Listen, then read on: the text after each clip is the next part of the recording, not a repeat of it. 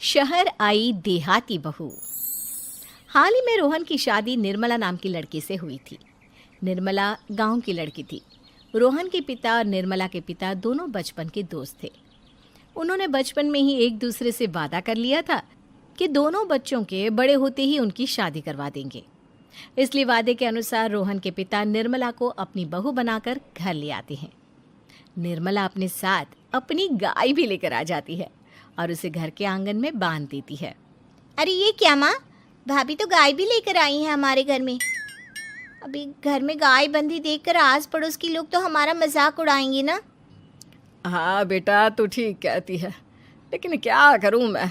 तू तो जानती है तेरे पिता किसी की नहीं सुनते। अरे ये क्या निर्मला, तुम अपने साथ गाय क्यों लेकर आई हो? आपके शहर में पैकेट वाला मिलावटी दूध मिलता है ना, लेकिन मुझे तो रोज ताजा दूध पीने की आदत है। गाय लाकर मैंने ना बहुत अच्छा किया है। अब हम सब रोज ना गाय का ताजा ताजा दूध पियेंगे। अरे ये सब तो ठीक है, लेकिन तुम ध्यान रखना कि तुम्हारी गाय की वजह से आस पड़ोस के लोगों को कोई तकलीफ ना हो। हाँ हाँ, मैं सब देख लूँगी, आप चिंता ना करें। कुछ दिन बीत जाते हैं। फिर एक दिन, चल बहू, आज हमें बाजार से सब्जी खरीदने जाना है। उसके बाद सुनीता निर्मला को बाजार में ले जाती है। सब्जी के महंगे दाम देखकर निर्मला के तो होश उड़ जाते हैं। ये क्या माँ जी, 1000 रुपये की सब्जी, ये तो बहुत ही ज़्यादा है। अब क्या करे बहू, शहर का तो यही हाल है। ना ना ना, मैं इस तरह पैसों की बर्बादी बर्दाश्त नहीं कर सकती। अब से ना हम इस बाजार से सब्जी नहीं खरीदेंगे। हाँ। फिर अगले दिन निर्मला घर के आंगन की मिट्टी खोद कर वहाँ तरह तरह की सब्जियाँ लगा देती है। अरे काव्या, तेरी भाभी तो बहुत अजीब है। उसने तेरे पूरे आंगन को खेत बना कर रख दिया। मेरी समझ में नहीं आता, तुम लोग इस लड़की को कहाँ से पकड़ कर लाए हो? अरे सब मेरे पिताजी का किया धरा है। सालों पहले अपने दोस्त से किए वादे के चलते उन्होंने उस गवार को हमारे गले बांध दिया। अरे तेरी भाभी सच में एक नंबर की गंवार है। उसे तो ढंग के कपड़े पहनने तक नहीं आते, ऊपर से उसने तेरे घर को गांव का तबेला बनाकर रख दिया है। उन औरतों की बातें सुनकर काव्या को बहुत बुरा लगता है। फिर वो अपने भाई रोहन से इस बात की शिकायत करने लगती है। रोहन निर्मला को समझाने की बहुत कोशिश करता है, लेकिन निर्मला के आगे उसकी एक नहीं चलती। फिर एक दिन रोहन निर्मला को एक शादी में ले जाता है। सभी मेहमान खाना खाने में व्यस्त थे। उधर रोहन भी अपने दोस्तों से गप्पे लड़ाने लगता है। तभी निर्मला तंदूरी चिकन के स्टॉल से ढेर सारे लेग पीस उठाकर अपने पर्स में डालना शुरू कर देती है। घर जाने के बाद इसे फ्रिज में रख दूंगी और कल सुबह मजे से खाऊंगी। फिर खाना खाने के बाद दोनों पति पत्नी वहाँ से जाने लगते हैं, लेकिन तभी दुल्हन का भाई उन्हें रोक लेता है। अरे ये सब क्या है? मैंने यहाँ खाना खाने के लिए सबको बुलाया था, खाना चोरी करने के लिए नहीं। तुमने पर्स में जो चिकन के लेग पीस छुपा रखे ना, चलो बाहर निकालो उन्हें। दुल्हन का भाई फौरन निर्मला से पर्स छीनकर सारे लेग पीस बाहर निकाल लेता है। मैंने इतना खर्चा करके खाने पीने का इंतजाम किया है और तुम हो कि यहाँ से खाना चोरी करके ले जा रही हो? शर्म आनी चाहिए तुम्हें। वहाँ मौजूद सभी लोग निर्मला को भला बुरा कहने लगते हैं। अपनी बेइज्जती होते देख रोहन दुल्हन के भाई से माफ़ी मांगकर निर्मला को घर ले आता है। निर्मला, आज तुमने सबके सामने मेरी नाक कटवा दी। आखिर तुम्हें चिकन के पीस चुराने की ज़रूरत क्या थी? मुझे माफ़ कर दीजिए रोहन जी। दरअसल ना, हमारे गांव में जब भी शादी होती थी तब मैं और मेरी सहेलियाँ इसी तरह शादी से ढेर सारा खाना लेकर आते थे। मुझे नहीं पता था कि मेरी इस गलती से आपकी इतनी बेइज्जती हो जाएगी। मुझे माफ़ कर दीजिए, आज के बाद ऐसी गलती कभी ना करेंगे। इतना कहकर निर्मला रोने लगती है। निर्मला को रोते देख रोहन का दिल पिघल जाता है और वो उसे माफ़ करके गले लगा लेता है। इस तरह कुछ दिन बीत जाते हैं। फिर एक दिन रोहन उदास होकर घर लौटता है।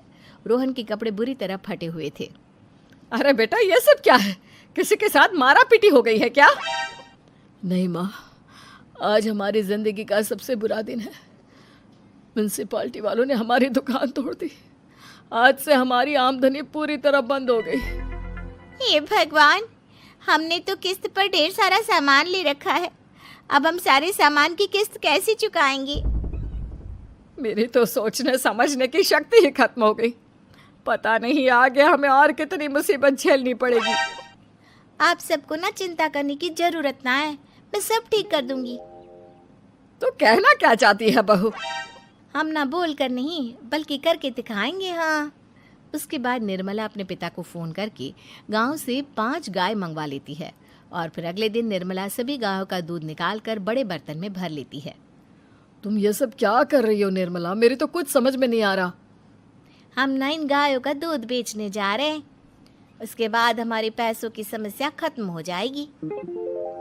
हे भगवान, बस यही दिन देखना बाकी रह गया था। भाभी दूध वाली बनकर दूध बेचेंगी तो मोहल्ले में इज्जत क्या रहेगी हमारी। सभी लोग हमें तरह तरह के ताने मारेंगे। आप ना ऐसी बेकार की बातें ना करो काव्या जी। जब जेब का पैसा और पेट की रोटी छिन जाती है तो इंसान पहले अपने और अपने परिवार के बारे में सोचता है। और वैसे भी जिस काम से हमारा घर चले उसकी कभी ना बुराई नहीं करनी चाहिए। फिर निर्मला दूध के 2 बड़े बर्तन साइकिल के दोनों तरफ लटकाकर मोहल्ले में घूमने लगती है। दूध ले लो, दूध, गाय का ताजा ताजा दूध ले लो, बिना मिलावट का शुद्ध दूध ले लो। चलो चलो आओ भाई, जल्दी ले लो। तभी निर्मला के पास कुछ औरतें आती हैं। अरे तुम तो सुनीता की बहू हो ना, तुम इस तरह सड़क पर दूध क्यों बेच रही हो? निर्मला उन दोनों औरतों को अपने घर के हालातों के बारे में सब बता देती है। देखिए, मैंने ना अभी अभी गाय का ताजा दूध निकाला है। आप सब तो रोज पैकेट का दूध पीती हो, आज गाय का ताजा दूध पी कर देखिए, इसकी ना बात ही कुछ और है। हाँ बहू, मुझे तुम्हारी बात समझ में आ गई। लाओ, मुझे 2 लीटर दूध दे दो। उस औरत की देखा देखी बाकी औरतें भी निर्मला से दूध खरीदना शुरू कर देती है। थोड़ी ही देर में निर्मला सारा दूध बेचकर ढेर सारे पैसे इकट्ठे कर लेती है। उसके बाद निर्मला घर जाकर सारे पैसे अपनी सास को पकड़ा देती है।